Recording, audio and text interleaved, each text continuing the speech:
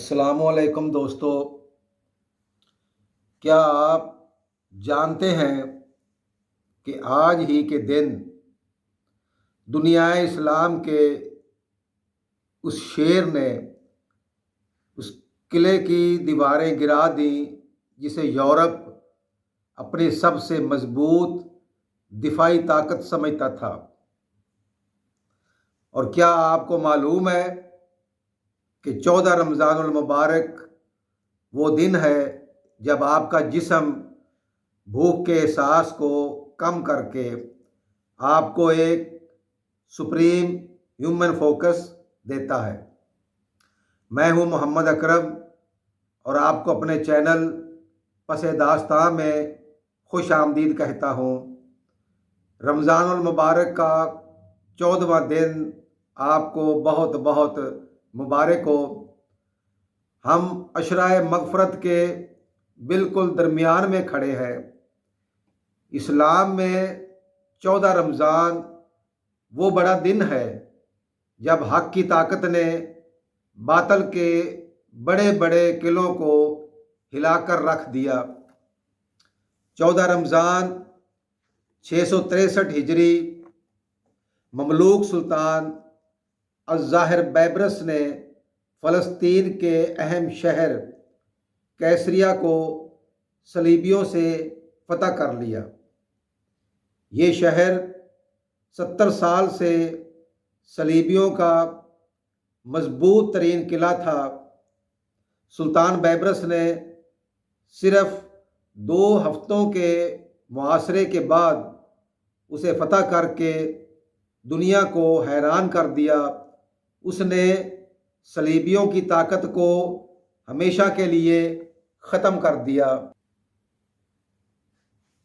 661 کے رمضان میں شیخ الاسلام امام ابن تیمیہ کی ولادت ہوئی۔ بعض مورخین 10 یا 12 رمضان کا ذکر کرتے ہیں، مگر 14 رمضان المبارک تک ان کی آمد کی خوشی جاری تھی۔ انہوں نے دنیا اسلام کو 500 سے زیادہ کتابیں دیں۔ جب منگولوں نے بغداد کو تباہ کیا تو یہی وہ شخصیت تھیں جنہوں نے مسلمانوں کے مردہ جذبات کو دوبارہ زندہ کیا۔ ان کا قلم ان کی تلوار سے زیادہ تیز تھا۔ 14 رمضان 1393 ہجری کو مصر کی فوج نے بارلی لائن عبور کرنے کے بعد اپنی پوزیشن مکمل طور پر مضبوط کر لی، اور یہ حقیقت ہے کہ دنیا کے بڑے بڑے جرنیل حیران تھے کہ روزے کی حالت میں مسلمان سپاہی اتنی مہارت اور تیزی سے کیسے لڑ رہے تھے۔ الموحدون سلطنت کے دور میں 14 رمضان کو مراکش اور اندلس کی عظیم مساجد کے تزئینی کاموں کے اعلانات کیے جاتے۔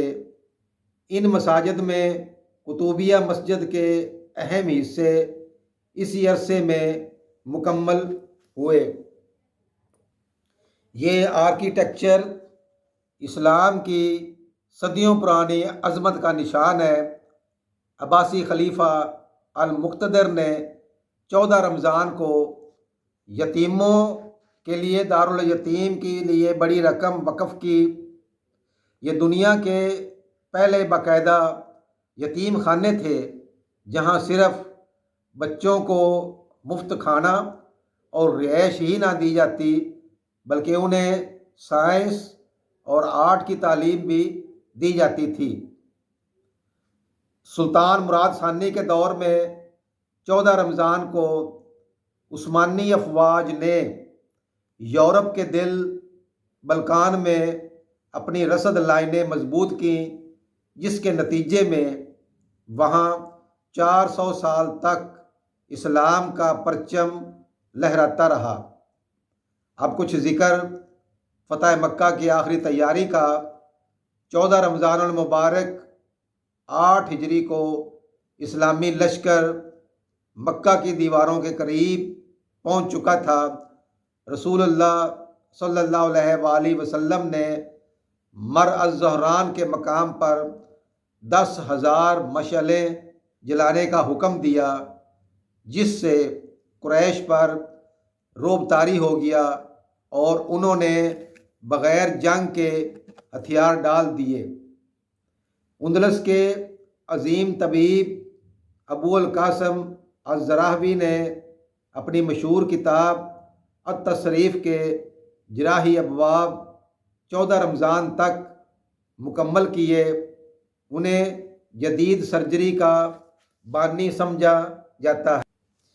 جدید سائنس کا ایک بہت بڑا معجزہ یہ ہے کہ 14 روزے تک آپ کا جسم فاسٹنگ اڈاپٹیڈ ہو جاتا ہے، اور تحقیق بتاتی ہے کہ آپ کے جسم میں ہنگر ہارمون 14 رمضان تک مستحکم ہو جاتے ہیں۔ اس کا مطلب ہے کہ اب آپ کو بھوک کا احساس ختم ہو جاتا ہے اور آپ کا دماغ ڈی فوکس موڈ میں چلا جاتا ہے۔